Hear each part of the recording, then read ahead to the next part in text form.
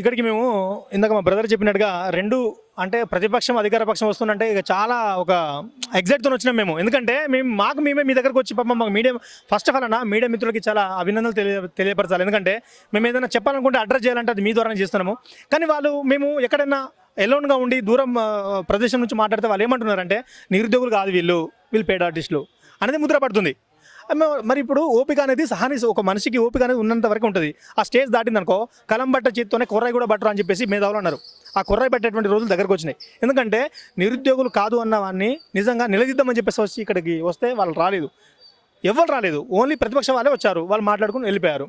నేను ఇందాక ముఖ్యమంత్రి గారు కూడా వస్తే ఏం చర్చిద్దాం అనుకున్నారు అంటే మీరు నిరుద్యోగుల తరపున ఏం చెప్పాలనుకున్నారు? ఒకటే చెప్పదలుచుకున్నాను. ఏం చెప్పాలనుకున్నా అంటే, సార్ మీరు 60,000 ఉద్యోగాలు ఇస్తామని అన్నారు కదా, సరే అవి తప్పుడు లెక్కలే వాస్తవానికి, కానీ మీరు ఇచ్చిన అని అంటున్నారు కదా, సరే దాన్ని కూడా మేము అగ్రి అవుతాం, ఇక తప్పదిగా సరే అగ్రి అవుతాము. మరి మిగతా 140,000 ఉద్యోగాలు ఏమైంది?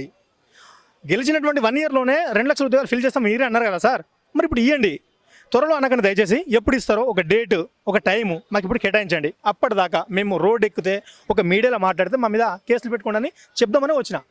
కానీ తీరా చూస్తే రేవంత్ రెడ్డి సార్ తప్ప ఇక్కడ అందరూ ఉన్నారు. అంటే అధికార పార్టీ నుంచి ఎవరు రాలేదు, ప్రతిపక్ష నేతలు వాళ్ళందరూ వచ్చారు, మనకు అధికార పార్టీ నుంచి ఎవరు రాలేదు. ఇక మాట్లాడిన వేస్ట్ అని చెప్పేసి లాస్ట్గా ఒక క్వశ్చన్ అడిగిన కేటీఆర్ సార్ గారిని. నేను అడిగిన సార్ కార్యక్రమ విషయంలో మా మిత్రుడు నేను పక్కన ఉన్నాం సార్ ఒకటి అడిగిన, సార్ మరి మేము ఇప్పుడు మీరైతే మాకు సపోర్ట్గా అయితే అత్తలేరు ఎక్కడ కూడా, మొన్న ముట్టడి జరిగితే మరి బీఆర్ఎస్ నేతలు కూడా ఎక్కడ కనబడలేదు. మరి మేమేదో మా బాధలు మేము చెప్పుకుంటుంటే బీఆర్ఎస్ వస్తున్నారు మీరు మమ్మల్ని అంటున్నారు. మరి వాళ్ళు దీని మీద మీ స్పందన ఏందని అడిగిన. మీ స్పందన ఏంటంటే ఆయన ఏమన్నారంటే వాళ్ళు తెలవక వాళ్ళు మిమ్మల్ని మీ ప్రశ్నలకి సమాధానం చేయలేక వాళ్ళ దగ్గర ఆ సమాధానం లేక డైవర్షన్ చేయడానికి అట్లా మాట్లాడుతున్నారు అన్నాడు. నాకు అది నిజమే అనిపించింది. ఎస్ అది కరెక్టే. ఇప్పుడు నాకు ఒక సమస్య ఉన్నప్పుడు క్వశ్చన్ అడిగినప్పుడు దానికి సమాధానం చెప్పాలి తప్ప నువ్వు దాన్ని డైవర్షన్ చేయదు. చెనగన్ దగ్గర అన్న చాలాసార్లు మా నిరుద్యోగులను అవమానించండి అన్న, చాలా బాధ అనిపించింది.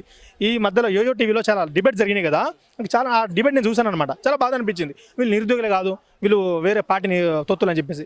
ఏ పార్టీ తొత్తులు? నిజంగానే పార్టీ వాళ్ళ పాపం వాళ్ళకు కోట్ల డబ్బులు ఇచ్చిన మంచిగా ఉంటే పాపం వాళ్ళు ఎవరికైనా దానం చేసి వాళ్ళని చదువుకుంటారు కదన్నా, అక్కడ అది లేదా ఇది లేదా అనవసరంగా వీళ్ళు మాట్లాడుతున్నారు. నాకు ఆ బాధ అనిపిస్తుంది ఎక్కువ. ఇప్పుడు చాలామంది అవమానంగా ఇప్పుడు ఇలా ఇక్కడికి రావడానికి భయపడ్డారన్నా. ఇప్పుడు ఒక గమనించండి, జనార్దన్ అనే బ్రదర్ కానీ ఇంకెవరన్నా ఇక్కడ కనబడరా మీకు? మోతిలాల్ కానీ ఎవరైనా ఇక్కడ కనబడరా? బికాజ్ ఆఫ్ వాళ్ళు రాకపోవడానికి రీజన్ ఒకటే, మళ్ళీ ఏమంటారో అనే భయంతోనే. అంటే ఇలా అవమానిస్తే వీళ్ళు ఎక్కడ కనబడొద్దు, వీళ్ళు ఇట్లా రోడ్డు మీద వచ్చి కొట్లాడొద్దు మనం ఇంకా దీన్ని జాప్యం చేసుకోవచ్చు, నోటిఫికేషన్ రిలీజ్ చేయకుండా కూడా ఎవరు అడగరు కదా అని చెప్పేసి వాళ్ళ యొక్క అదొక సైకాలజీ అంటారు దాన్ని.